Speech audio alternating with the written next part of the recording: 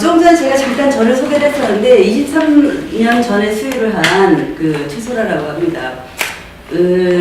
제가 수유를 하던 그 시점에는 모유 수유율이 거의 없었다라고 보시면 돼요. 95년도에 뭐 한국의 그 상황은 모유를 먹이는 사람을 마치 실제로 그런 말 들었고요. 미개인 취급을 했던. 그러니까 사회적인 인간이 되지 않은 너무나 본능의 중심이라 동물이다라고 하는 이런 그 모유 먹이는 문화 자체를 굉장히 심하게 폄하했었던 이런 시절이 있었습니다. 그 시절 이전에는 혹시 여러분들 뭐 그 영상 자료나 이런 것들에서 보셨을지 모르지만 70년대에는 우량아 선발대회라는 거였어요. 분유회사에서. 분유회사에서 우량아 선발대회를 하고 분유를 먹으면 이렇게 튼튼한 아기가 자란다 라고 하는 콘테스트라는 이런 시절이 한 30년 가까이를 30년 이상 한 세대 이상을 가졌었던 이런 시간들이 있습니다. 그것이 우리나라 이제 90년도 후반에 99년 뭐 이럴 때부터 뭐 유럽의 미국이라든가 또는 유럽이라든가 호주라든가 이런 곳들의 선진국의 문화들을 들어오면서 모유가 유리하고 건강하다라고 하는 이런 모유 수유 캠페인이 이루어졌던 때가 90년대 말이 돼요. 지금 이 상황은 한 거의 15년, 20년 가까이 돼서 지금 현재 중국에 그런 모유에 대한 문제들이 어떤 모유 세계 모유 수유 인식의 날 뭐 이런 것들이 지정되는 이런 상태로 가고 있는 거죠. 우리보다 좀 더 앞서갔었던 유럽이라든가 미국이라든가 호주라든가 이런 곳들 같은 경우에서는 지금 수유율이 70% 이상, 어느 곳은 90% 이상의 수유가 이루어지고 있다고 합니다. 한국의 모유 수유율은 지금 한 50% 정도가 된다고 해요. 생각 같아서는 왜 아기 수유가 안 될까 하는 이렇게 모유 수유를 하시겠다, 모유를 먹이시겠다라고 하는 열망이 강한데 왜 모유 수유가 잘 안 될까, 50%에서는 머물러 있을까라고 하는 그런 질문을 좀 해보게 됩니다. 여러분 수유를 하시겠다라고 결심하셨던 동기가 혹시 뭘까요? 왜 모유 수유를 하시겠다라고 생각했어요? 일단 아기가 아기가 건강하다. 그럼 옆에 엄마는? 아기한테도 좋고 내 몸에도 좋아서 아기의 건강, 엄마의 건강이 더 유리하다. 지수 어머님은 모유 수유를 왜 하시려고 동기가 뭐였을까요? 제가 자연 출산을 준비했었거든요. 근데 엄마가 아기한테 줄 수 있는 유일한 선물, 최고의 선물이 모유라고 생각했어요. 엄마만 줄 수 있는 거잖아요. 그래서 준비하고 면역력도 높아지고 그리고 애기랑 애착 관계도 높아지고 스킨십을 하게 되니까요. 그래서 알아보고 준비하고 하게 된 거예요. 아, 그렇군요. 또 엄마는요? 저도 그런 면역력 그런 거 애기한테 좋고 하니까 줄 수 있는 걸 다 해주고 싶은 그런 그렇군요. 또 어떠세요? 저도 엄마 모유에 영양분이 가장 많이 들어있다고 해서 저도 분유보다는 분유를 쥐고 싶어요. 아, 그렇군요. 그렇죠. 이게 어려운 시간들을 갖고 있는데 모유 수유 하시게 됐던 동기는 어떻게 돼요? 일단 애착 관계가 중요한 거고요. 그다음에 이제 애기가 빠는 힘으로 이제 턱관절 이렇게 다 움직이잖아요. 그거 지능 발달도 그렇고 저도 이제 몸 붓기도 잘 빠지고 모유 수유의 장점들을 다 너무 잘 알고 계시네요. 근데 수유를 하시면서 결심하셨던 것이 잘했다라는 생각이 드시나요? 네, 잘한 것 같아요. 일단 어떻게 보면은 분유보다 더 쉬운 게 직수하는 거인 것 같은데. 분유 먹이는 것보다 쉽게 지금 느껴지시나요? 네, 분유는 이제 물도 데워야 되고 이거 다 타야 되고 소독해야 되고 뭐 그런데 직수는 이제 바로 이제 애기가 원할 때 바로 먹일 수 있으니까. 그렇군요. 예.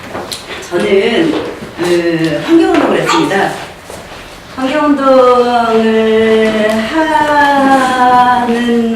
만약에 결혼을 하고 임신을 하고 아기에게 수유를 하겠다라고 결심하게 되는 동기가 하나의 기사로부터 시작을 해요. 작년에도 똑같은 사실 기사가 나왔었는데 모유에 나이옥시라고 하는 환경 호르몬이 분출됐다. 혹시 작년 초에 같은 기사가 있었거든요. 모유에서 환경 호르몬이 나온다라고 하는 기사가 여러분 아마 임신하기 전이어서 그게 추억이 안 들었을지도 모르겠네요. 저는 그 기사를 모유에서 환경 호르몬이 나왔다. 이 다이옥시라고 하는 환경 호르몬은 귀지 하나의 분량이면 10만 명을 죽일 수 있는 맹독성의 맹독극물입니다. 이것이 모유에서 검출됐다는 거예요. 그러면 내 몸이 독극물이잖아요.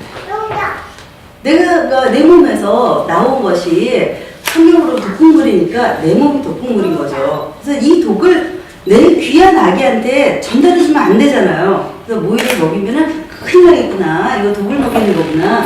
그래서 모유를 먹이지 않고 분유를 먹여야 되겠다. 그래서 분유를 먹이려고 찾았습니다. A사, B사, C사, 뭐 고형비누, 액상비누, 기타 등등을 다 찾아봤는데 어떤 때는 얘에서 문제가 발생해, 어떤 때는 여기서에 계속 돌아가면서 분유회사의 사회적 희균이라든가 뭐 여러 가지의 이 문제들이 발생하는 것들 여러분들도 보셨을 거라고 보는데 제가 봤을 때 그 모든 분유에서 어떤 것도 안전하다라고 완벽하게 안전하다라고 얘기하는 분유가 하는 것도 없어요. 그러면 이제 내 모유에서도 독극물이 나왔고 분유에서도 독극물이 나온 거예요. 뭘 먹이죠? 에 대한 질문이 저한테 있을 수밖에 없었거든요. 그래서 고민을 할 때 여러분 음식 식재료를 음식의 섭취량만이 아니라 식재료의 원재료가 어떤 원재료인가 혹시 고민하시나요? 이 음식이 뭐 농약에 많이 노출되었느냐 아니냐 또는 유전자 조작한 거냐 아니냐 뭐 여러 가지 저는 그런 부분들을 좀 고려를 하거든요. 그러다 보니까 분유의 원재료가 혹시 어떤 과정으로 해서 만들어졌을까 이런 고민을 좀 하게 됐던 거죠. 근데 어디에도 이 분유의 원재료가 어떻게 취합되는지에 대한 것이 나와 있지 않아요. 그렇죠. 이제 지금은 소고기 이력제 뭐 이런 것들이 조금씩이죠. 안 되는 것들도 있지만 그렇지만 어떤 분유도 소고기 말고요. 소의 젖 이것이 가공되는 과정에 이 소의 젖이 취합되는 과정이라든가 이 소가 무엇을 먹었는지 이런 것들에 대해서 오픈되어 있지 않죠. 오픈소스가 우리는 없는 거잖아요. 얘에선 딱 막혀버린 거예요. 이게 뭘 먹은 소인지 항생제를 먹은 소인지 무엇을 먹은 소인지 난 알 수가 없는 거죠.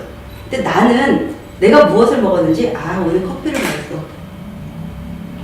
떡을 먹었어. 요플레를 먹었어. 난 내가 무엇을 먹었는지를 알고 있더라는 거죠. 그래서 그것이 아주 단순하게 저의 모의수유를 결심하게 됐던 동기가 됩니다. 내가 우리 아기한테 무언가 먹거리를 전달을 제공을 해줘야 되는데 그것이 무엇인가를 고민을 하다 보니까 난 내가 무엇을 먹었는지를 알고 있더라 라는 것이 제가 고민했던 그 결과물이 되고요. 그리고 나서 사실 모유수유가 지금처럼 정보가 오픈되어 있는 너무나 많은 정보들을 여러분 지금 다 알고 계시잖아요. 모유가 어때 유리하고 어떻게 먹여야지 되고 뭐 이런 것들이 쭉 오픈되어 있는데 저는 그 당시에 보니까 그 모유를 먹이겠다고 결심을 했는데 모유를 어떻게 먹여야지 되지? 이걸 몰랐어요. 그래서 모유를 어떻게 먹여야지 돼요? 그랬더니 엄마 그냥 먹이면 되지. 근데 너 왜 먹이려고 하니? 아무도 먹이지 않는 시절이었기 때문에 분유가 너무 좋다라고 하면 우량아를 만드는 서구적인 인간이 될 수 있는 이런 기회를 너는 왜 네 자식한테 주지 않고 왜 너는 그 불편하고 힘들고 네 몸 상하는데 모유를 먹이려고 하니 저 반대하시더라고요. 그러니까 뭐 적극적으로 뭘 가르쳐 주시지도 않으셔도 되고 옛날에 왜 음식 조리할 때 레시피 할 때 한 숟가락 넣어 이러시지 뭐라고 얘기하지 않잖아요. 그래서 제가 수학과학 책을 찾아봤습니다. 수학과학 책을 찾아봤더니 거기에 모유가 완전 식품이라고 얘기 나와 있어요. 모유가 완전 식품이래. 아주 좋은 식품이다 라고 얘기가 나와 있고 모유는 오른쪽 왼쪽 15분 먹이면 된다고 되어 있어요. 세 번째 팁은 유방의 마사지를 하면 유선 발달에 도움이 된다. 이 세 가지가 나와 있었거든요. 모유가 좋다. 15분 먹여라. 그다음에 마사지를 해라. 세 가지가 나와 있었습니다. 임신 중에 제가 할 수 있는 일은 유방의 마사지였어요. 유방의 마사지를 열심히 했습니다. 임신 중에 배 마사지와 같이 매일매일 유방 마사지 열심히 했죠. 열심히 했는데 몸에 약간의 이상이 왔어요. 몸에 약간의 이상이 오는 게 그 출혈이 생기기 시작을 하더라고요. 출혈이 생겨서 병원에 갔더니 야, 너 아주 유산될 위험성이 있으니까 누워서 지내 이렇게 얘기를 했죠. 그래서 출산할 때까지 누워서 지냈습니다. 그랬더니 이렇게 살이 쪘어요. 25kg의 살이 그 출산할 때까지 누워 있었더니 25kg의 살이 찌더라고요. 그래도 열심히 모유를 먹이겠다고 유방 마사지 열심히 했어요. 매일매일 열심히 하고 어떻게 지나서 그래서 출산을 했습니다. 출산을 하고 아까 얘기했던 이제 한국의 문화가 모유라고 하는 문화를 그다지 권장하는 시점이 아니었기 때문에 의료진들도 모유가 좋은지 나쁜지에 대해서 이미 그 당시 알고 있지 않았던 이런 시점이었거든요. 그래서 출산을 했더니 아기를 당신의 아이입니다 이렇게 보여주고서 쑥 데려가죠. 데려가서 엄마하고는 그날은 못 봤어요. 저는 그날 우리 아이를 더 이상 보지 못했습니다. 그리고 다음날 시간을 정해줬죠. 신생아실에 창문 커튼이 열리는 시간이 두 번의 시간이 있었거든요. 10시와 4시. 그 시간에 커튼이 열리면 그때 우리 아기를 창문 너머로 아기를 지켜볼 수 있는, 그리고 네가 원한다라면 다시 물릴 수 있다 라고 하는 거였거든요. 근데 내가 보니까 어른들도 그랬고 변화가 없어요. 그쵸? 출산 직후에 유방에 변화가 없었죠? 네. 있던가요? 전 저항적이게 해가지고 처음 애기 분유를 먹였거든요. 그래서 3일째 되는 날 그때 젖을 물렸어요. 그러면 근데 안 나와도 젖을 물려야지만 이제 유선이 발달돼서 애기가 그때 젖이 돈다고 그래가지고 계속 물렸어요. 3일째부터 첫 수유를 하셨고요. 그럼 3일 앞에는 아기가 수유를 했는지 안 했는지 아시나요? 그때 처음에 제가 수술하고 마취가 깨가지고 바로 애기 젖을 물려주더라고요. 애기가 그때 본능적으로 막 되게 강렬하게 빠는 그 느낌이 되게 생생했는데 그리고 나서는 이제 제가 모유가 안 나오니까 분유 수유를 거기 신생아실에서 한 것 같아요. 분유를 엄마 3일째 먹이고 그 앞에는 젖병 수유가 이루어졌습니다. 네. 출산을 하게 되면 제가 아까 이제 3가지의 왜 그 팁이 있었다. 그 중에 하나는 마사지를 해라 라고 하는 거였고, 그 다음에 15분 수유를 해라. 이렇게 하니까 저는 출산 직후에 내가 먹일 수 있는 모유의 양이 확보되어서 있다라고 생각을 했거든요. 충분한. 근데 병원에서 내가 10시에 4시에 우리 아기를 보러 갔을 때 나의 유방의 변화가 크게 없는 거예요. 유방의 변화가 이렇게 여기에 뭔가 이렇게 묵직함도 좀 있을 것 같고 이 안에 내용으로 좀 차 있을 것 같고, 그런데 그 느낌이 없는 거예요. 그리고 또 어른들이 젖이 돌았냐? 모르겠는 거죠. 그래서 내가 우리 아기한테 줄 수 있는 모유가 없다라고 판단했습니다. 아까 경험하셨던 내용과 똑같은 거거든요. 젖이 유방의 변화가 크게 느껴지지 않는 거죠. 이래서 그때 먹일량이 없으니까 수유가 가능하겠느냐, 수유를 젖이 돈 다음에 수유를 하는 거구나 라고 생각을 했었죠. 그런데 그게 어떤 것들을 나타내냐면, 나는 우리 아기한테 젖을 먹이지 않는, 수유를 하지 않는 이 시간 동안 의료적 처치라고 얘기하듯 병원에서 젖병으로 또 다른 대체의 수유를 하고 있더라는 거죠. 그 시간 동안. 그것이 저는 또한 이제 자연분만을 했는데, 자연분만을 해서 퇴원을 하려면 한 이틀 정도의 시간이 걸리게 됩니다. 그래서 2박 3일인가 만에 집에 왔는데, 그쯤 되니까 유방의 변화가 좀 있는 것 같아요. 유방의 변화가 좀 있는 것 같아서 이때 이제 젖을 먹이려고 시도를 하게 됐던 거죠. 아까 3일차에 시도를 하시는 것처럼 저는 병원이라고 하는 공간, 신생아실이라고 하는 공간에 우리 아기를 따로 케어를 했던 거예요. 따로 케어를 해서 그 공간에서 내가 케어하지 못하는 시간 동안 의료적 처치라고 하는 이름을 담은 수유가 이루어졌던 거죠. 자, 이 수유의 도구에 대해서 한번 볼게요. 아까 잠깐 보셨는데 혹시 이걸 보면서 어떤 생각이 드시나요? 빨지 않아도 예, 맞아요. 얘는 어떠한 동작을 하지 않더라도 그냥 스스로 흘러 내려오고 있더라는 거죠. 수돗물에, 수도꼭지에 물이 그냥 열려있는 상태. 이게 젖병수유거든요. 열려있죠. 혹시 어릴 때 운동장에서, 여러분 운동장에서 뛰어노는 세대가 맞는지 알지 모르겠네. 갈증이 나면 운동장에서 컵도 없죠. 그래서 수도꼭지 열어놓고 물 먹고 먹다 보면은 입안이 품어서 넘어가잖아요. 그럼 손을 통해서 이게 잠그죠. 근데 미처 이걸 못 잡으면 어떻게 품잖아요. 왜? 그냥 넘어가면 기도로 넘어가고 죽지 않는 살려고 하는 이 동작인 거죠. 그래서 얘를 잠그잖아요. 우리는 손을, 성장을 하면 손을 활용을 하면서 잠그죠. 얘가 아기가 입안에 젖병이라고 하는 도구가 들어가서 여기서 계속 흘러나오고 있는데 자기가 먹을 수 있는 용량의 한계를 차면 그 다음에 어떻게 할까요? 계속 흘러넘어가서 기도까지 넘어가게 할 수는 없는 거죠.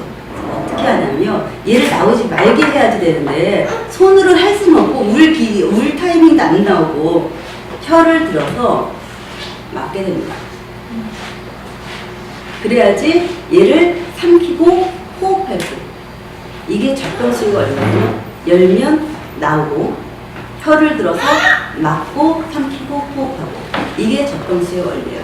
엄마의 젖은 계속 그렇게 흘러들고 있던가요? 물론 뭐 유선 발달이 아주 좋으신 분이 일부 흐를 수는 있지만 엄마의 젖은 젖샘 조직에서 생성된 모유가 유선을 타고 흘러내려옵니다.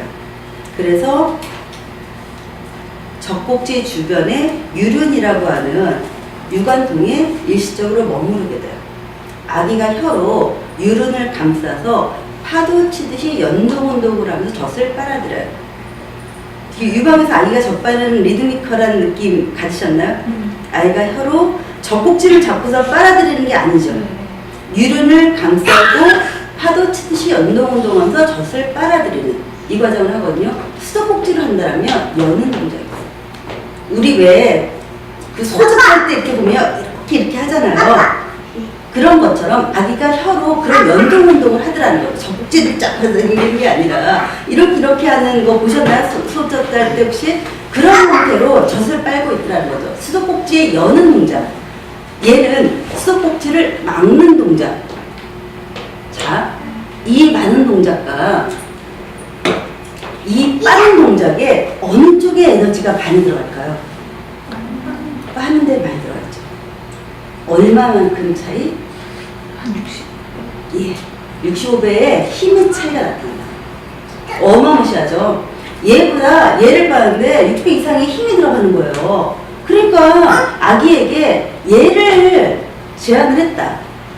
뱃속에서는 구강구조를 섭취를 하는 게 아니잖아요. 호흡을 막고 있죠. 근데 내 호흡을 딱 호흡을 딱 열렸어요. 그래서 섭취를 해야지 되는데 이것이 처음에 경험이 됐다. 근데 얘를 경험을 하고 나서 어려운 것이 또 경험이 됐어요. 어느 정도 생각할 확률이 높냐라는 거죠. 자, 우리 같으면 뭐 선택하겠어요? 쉬운 게 있고 어려운 60배 있는 게 있는데 뭐 선택하시겠어요? 당연히 쉬운 거 선택하는 거죠. 이것이 유두혼란이라고 하는 상황입니다. 우리 아기한테 젖병을 사용을 하게 됐을 때 젖빨기의 동작이 다름으로 인해서 이후로부터 나타나는 혼란, 이것이 유두혼란이라고 하는데 그 유두혼란에 대한 것은 다양한 형태로 나타나게 돼요. 아이가 처음에 빨리 빨다가 수유를 탁 스탑 멈춰버리는, 아까 뭐 이렇게 짧게 빠진다 친구분이 잠깐 빨다가 수유를 멈춰버리는 이런 케이스가 나타나기도 하고요. 오물오물 언제까지 갈지 모르는 아주 길게 늘어지는 이런 현상이 나타나기도 합니다. 또는 엄마의 젖만 보면 울어요. 내가 원래 하던 걸 달라고 요구하는 거거든요. 유방을 거부하는. 이런 현상이 나타나거든요. 저는 그 케이스였던 거예요. 나를 거부하는 거죠. 나 원래 했던 이거 줘라고 요구했던 이 상황이 저한테 있었던 거죠. 당황하는 거죠. 아기가 젖을 빨리려고 나는 이런 노력을 하고 있는데 이 아이는 나한테만 오면은 우는 거예요.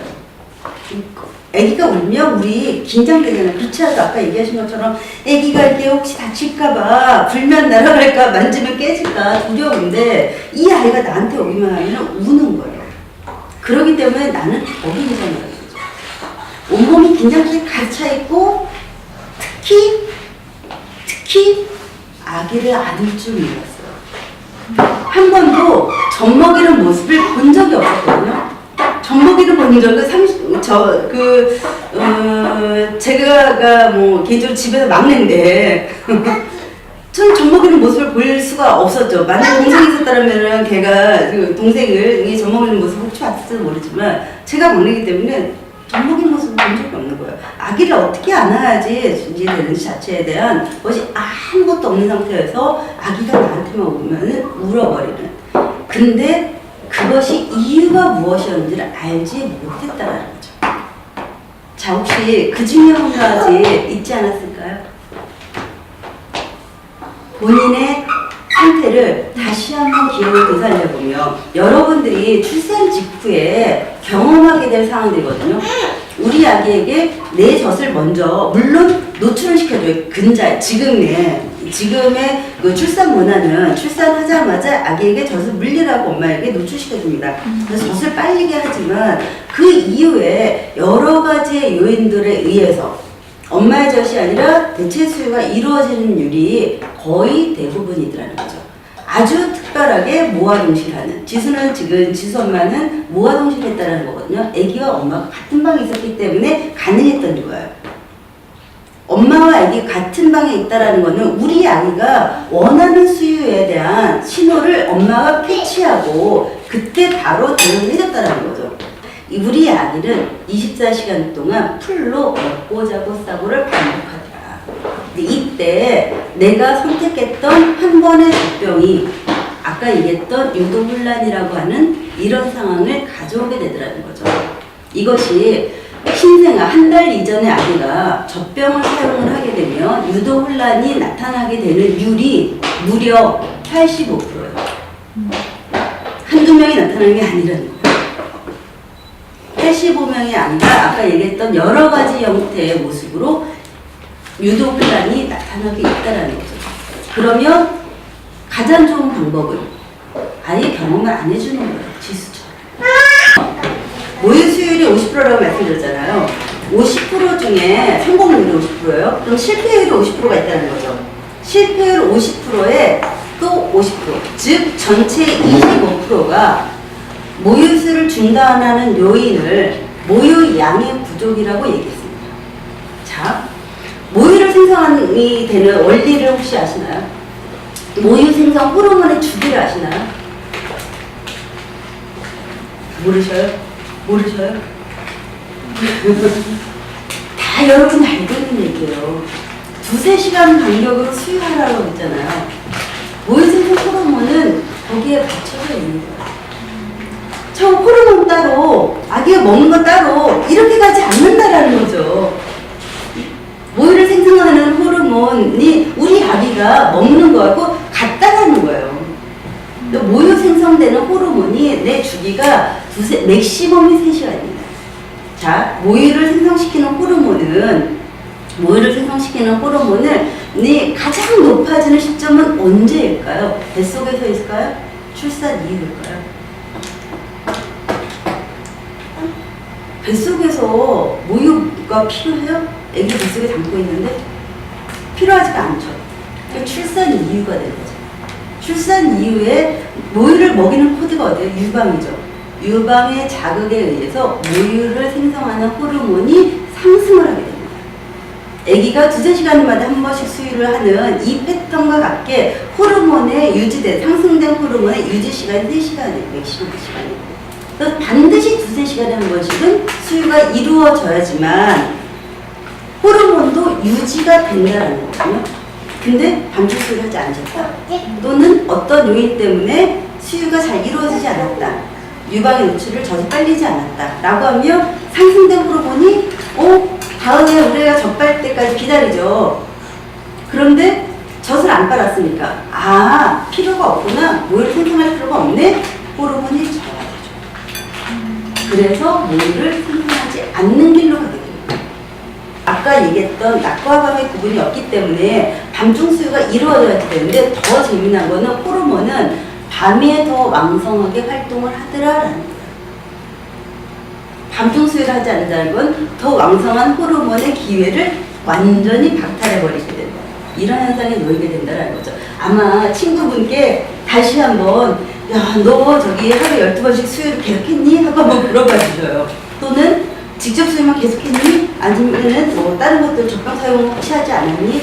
이 기준들을 가지고서 그런 것들이 아무것도 없는데 그런데도 모이라는 확보가 되지 않았다. 만약 그렇다면 마지막에 하나 더 확인하시면 돼요. 물 잘 마시니?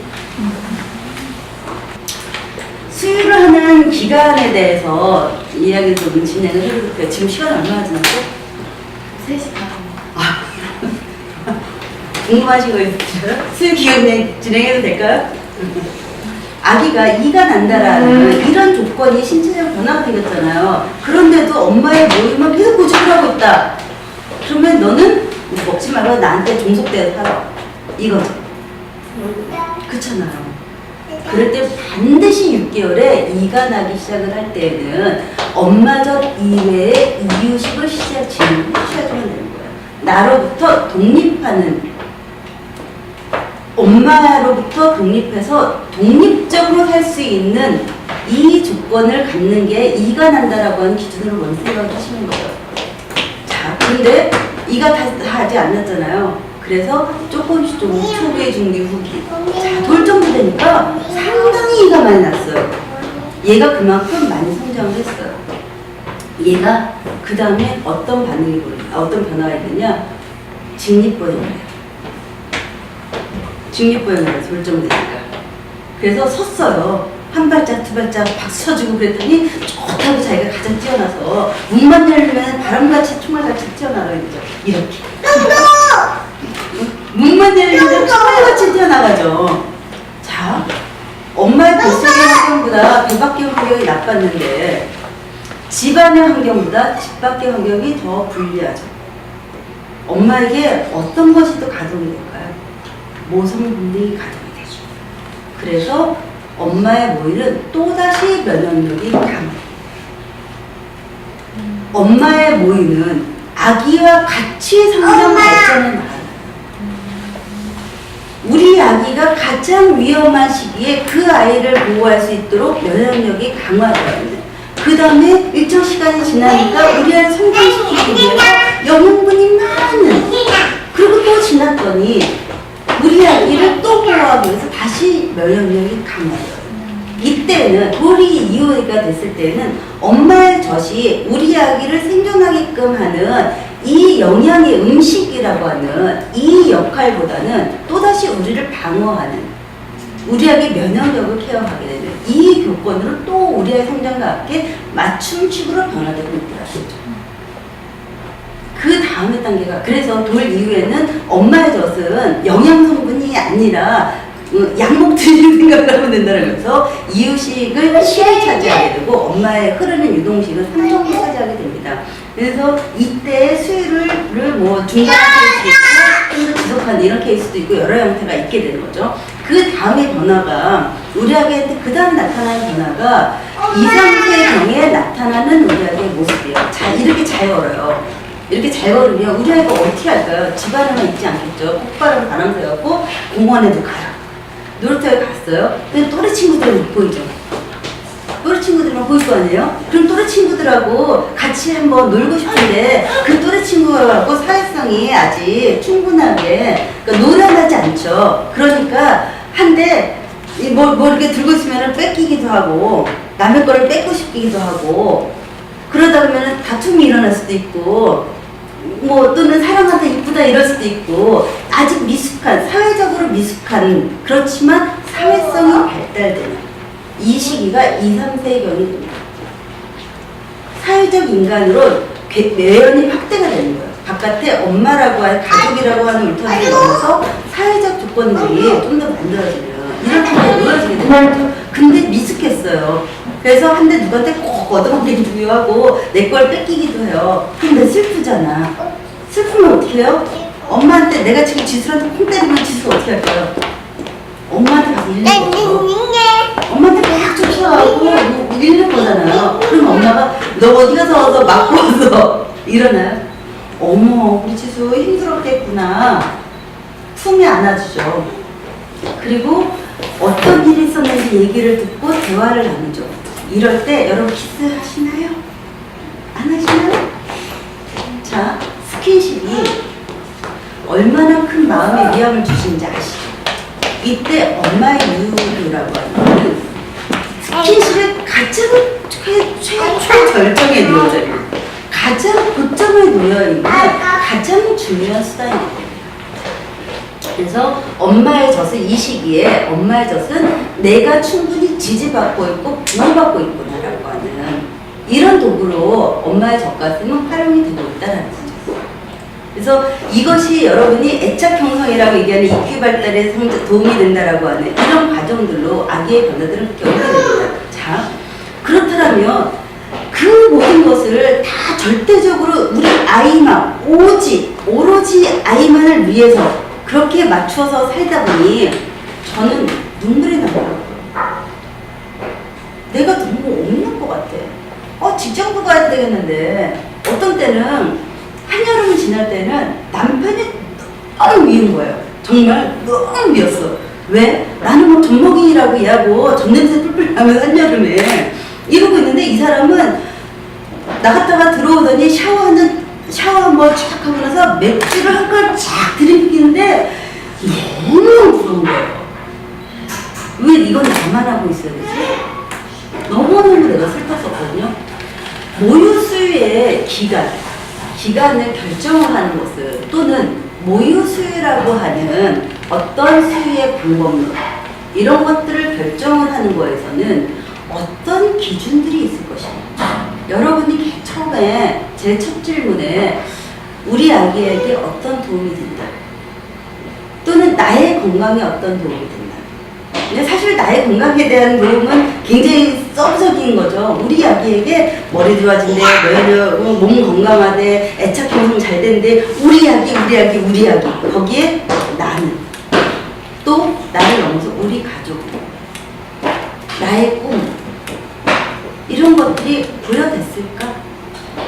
여러분이 선택하는 모유를 선택을 하든 분유를 선택하든 어떤 육아를 방법들을 선택을 하든 이 선택하는 것의 가장 꼭지점에는 무엇이 있을까에 대한 저는 질문을 해보고 싶은 거거든요. 여러분이 선택하는 모든 육아의 가장 꼭지점에 여러분 가정에 행복이 있었으면 하는 기대를 합니다. 아기가 완전히 돌려서 엄마의 배를 향하도록 끌어안았을 때 아기 입이 여기 있다 라고 한다면 일방을 잡고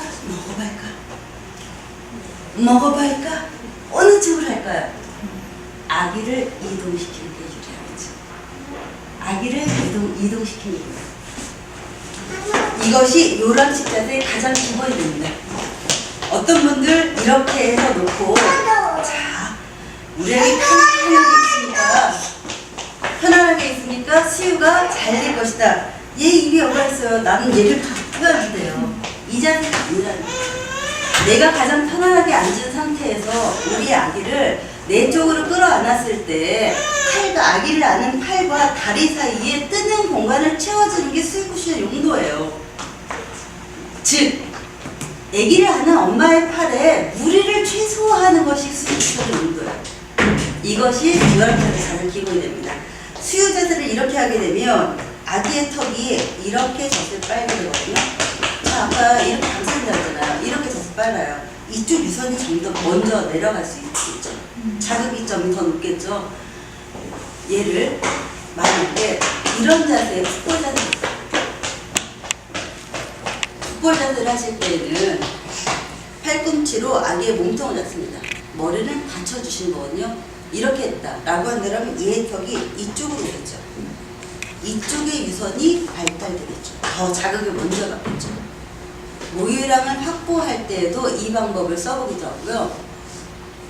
요 선 자극만 아니라 다른 선에 자극을 줄 때도 이렇게 해보기도 하고 자세를 바꿔보는 거죠. 또는 다른 쪽에 어떤 내가 수유를 하다 보니까 어떤 유선이 조금 묵직하고 불편한 것 같아.